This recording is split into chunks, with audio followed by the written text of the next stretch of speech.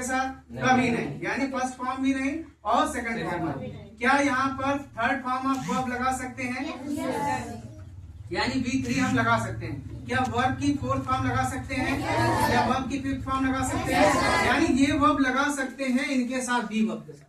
But यहाँ पर कहा जाता है डू, डज और डिड इनके साथ में केवल फर्स्ट फॉर्म ऑफ वर्ब का ही यूज होगा, समझ गए? इसके बाद और वर्ब में हैज, हैव और हैड इनके साथ में क्या वर्ब की फर्स्ट फॉर्म यूज कर सकते हैं? नो। क्या सेकंड फॉर्म? क्या थर्ड फॉर्म? Fourth form? क्या हम वर्ब की फिफ्थ फॉर्म लगा सकते हैं? बिल्कुल लगा सकते हैं, समझ गया ना? तो ये चीज आपको रटा होना चाहिए कि वर्ब की जो हमारी बी वर्ब होती है, यानी कि यहाँ पर याद रखिए 3, 4, 5 345 और डू वर्ब में आपका केवल 1 और यहाँ पर हैव में आपका 35, यानी कि verb third form of verb और fourth form of fifth form of verb. ठीक है, समझ गए? इन चीजों को हमेशा याद रखिएगा। अब जैसे will, shall, would, should, can, could, may, might, need, dare, must, use to, ought to इनके साथ में केवल फर्स्ट फॉर्म ऑफ वर्ब ही लगेगी, याद रखिएगा। क्या लगेगी? First form of verb. अच्छा, ये हमारी क्या लिखी है? Main verb. Main verb, main verb का मतलब मुख्य क्रिया हमारी कितनी प्रकार की होती है? एक क्या बोलेंगे? Transitive, transitive, intransitive, transitive, intransitive. ठीक है, यहाँ पर क्या होगा? कर्मक, अकर्मक। यानी कि अब यहाँ पर क्या सकर्मक है ना? सकर्मक का मतलब होता है कर्म सहित, अकर्मक का मतलब होता है कर्म रहित। तो यहाँ पर याद रखो, सब्जेक्ट के साथ वर्ब और ऑब्जेक्ट आ जाए तो वो हमारी ट्रांजिटिव वर्ब हो गई। अगर सब्जेक्ट के साथ केवल वर्ब आ जाए तो वो हमारी क्या हो गई? ठीक है, समझ गए? जैसे बोला जाए यहाँ पर आई प्ले चेस, लिखा है आई प्ले चेस, तो ये हमारा ऑब्जेक्ट, ये हमारी वर्ब और ये हमारा। मैं खेलता हूँ क्या? क्या कहने पर उत्तर मिल जाए तो वो हमारा ट्रांसलेट। क्या कहने पर उत्तर मिल जाए तो ठीक। मैं खाता हूँ क्या? भोजन, खाना, जो भी है।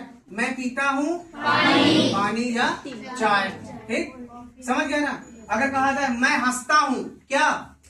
लाल, पीला, काला, नीला, मैं हंसता हूँ कंप्लीट। यानी कि जो वर्ब अपने आप में ही कंप्लीट हो जाए, जिससे ऑब्जेक्ट की नीड ना हो, वहां पर वो हमारी क्या होती है? यानी कि अगर मैंने बोला आई स्माइल, मैं हंसता हूँ, कैसा? कैसा, ये विशेषता हो जाएगी। ठीक है, मैं हंसता हूँ, मैं मुस्कुराया, या फिर कहा जाए आई लाफ, ठीक, मैं हंसा। क्लियर है ना? तो यहाँ पर इनके साथ में ऑब्जेक्ट की नीड, आवश्यकता नहीं है। तो जिनमें ऑब्जेक्ट की आवश्यकता ना हो, इंट्रांजिटिव, जिनमें ऑब्जेक्ट की आवश्यकता लगे वो ट्रांजिटिव। समझ में आ गया? आज मैंने वर्ब पढ़ाई। वर्ब की कितनी फॉर्म होती है? दो, auxiliary verb and main verb. Auxiliary verb के कितने पार्ट होते हैं? Primary auxiliary and modal auxiliary. Primary auxiliary का क्या होता है? बी, डू और हैव। मैंने इसको डिस्क्राइब कर दिया, आप लोग समझ गए। यहाँ पर मोडाल ऑक्सिलरी विल के साथ में जितना भी है, यानी ये 13 है, ये आपको समझ में आ गया। इनमें मेन वर्ब की फर्स्ट फॉर्म ही लगती है, क्लियर है ना? और कोई फॉर्म नहीं लगाते हैं। ठीक, जब हम इसका पास्ट बना देते हैं, जैसे कहा था वुड हैव, तो वर्ब की third form, should have, could have, can have, could have, तब वहां पर थर्ड फॉर्म का यूज करते हैं। लेकिन उसका जो पास्ट होता है तब। ठीक, यहाँ पर मेन वर्ब हमारी मैंने बताया, तो ट्रांसिटिव और इंट्रांसिटिव। ट्रांसिटिव का पार्ट बता दिया, जिसके साथ सब्जेक्ट हो, वर्ब हो और ऑब्जेक्ट हो। इंट्रांसिटिव पे सिंगल वर्ब ही है, वो अपने आप में कंप्लीट हो जाए तो क्या हो जाएगा? इंट्रांसिटिव। समझ में आ गया? अब आपके आते हैं शीट, जो मैंने आपको शीट दी है ना, अब वो शीट देखिए। ठीक,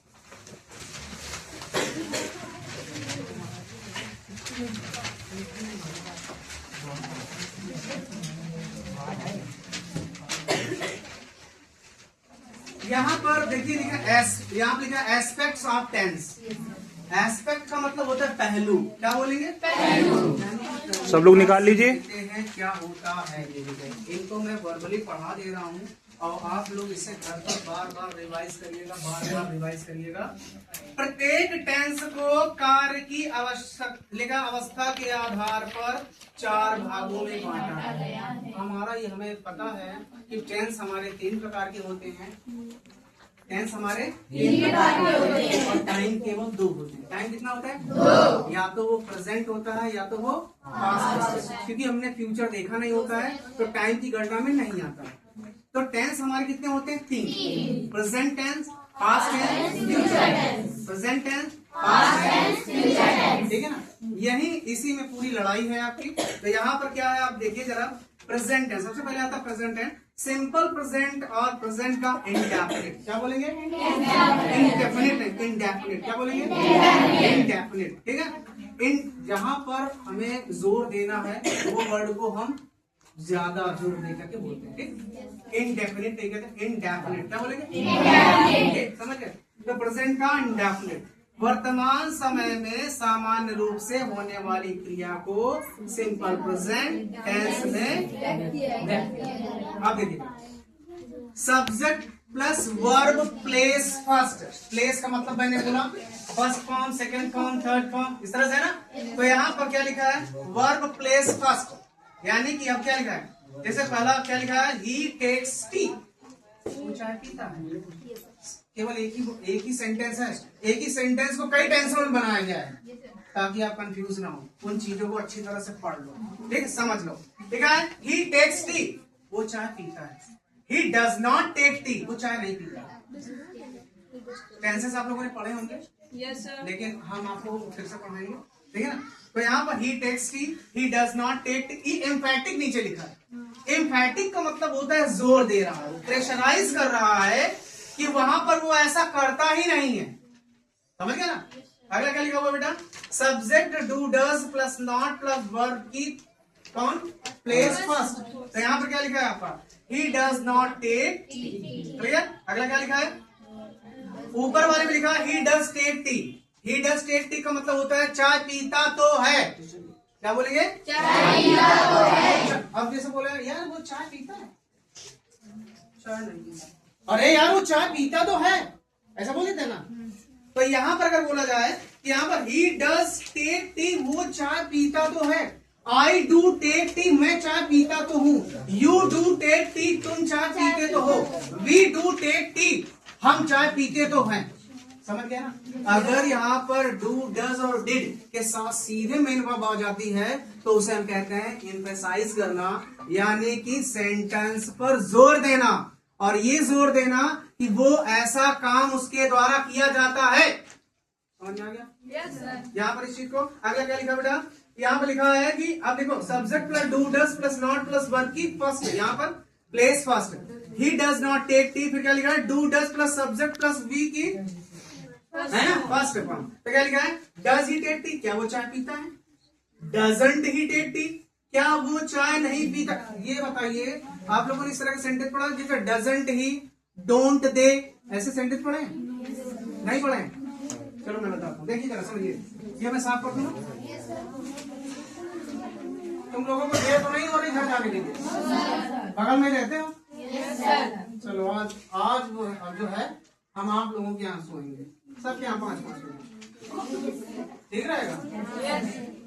तो दरवाजे खुले रखना भाई। क्या भगा दूं? कहेंगे हवा रही सर तू ना हो।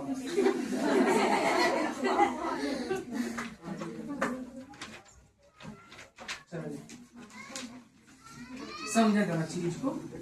जैसे मैंने बोला कि यहाँ पर ही और बोला टेक्स और टी, ही टेक्स टी, ठीक है। बोलेंगे ही